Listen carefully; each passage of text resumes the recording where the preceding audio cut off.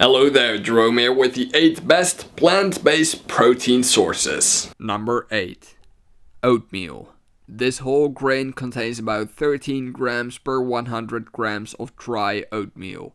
It is one of the most healthy foods out there and one of the most important foods for athletes to eat.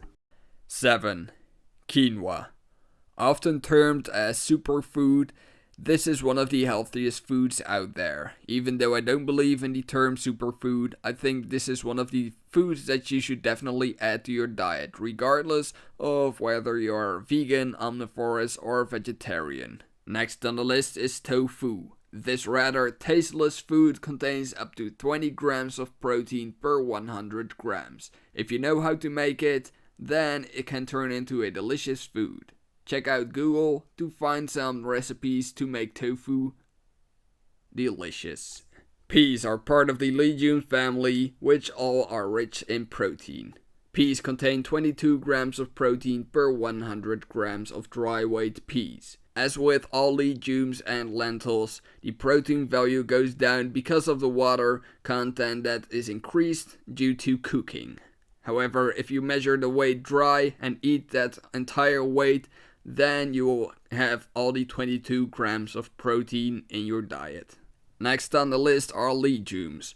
All of them are very high in fiber as well as protein. Especially black beans are very healthy due to the antioxidant content of the food. Lentils are extremely cheap, easy to prepare, and easy to eat. They contain 22 grams of protein per 100 grams of dry weight. Again, if you eat the complete 100 grams of dry measured weight in the cooked variation, you will get the full 22 grams of protein. Both nuts and seeds are high in protein. Depending on what kind, they contain up to 25 grams of protein per 100 grams. Peanuts having the highest protein content, although they are technically not considered nuts. On the number 1 of this list is nutritional yeast. Per 100 grams it contains a whopping 51 grams of protein.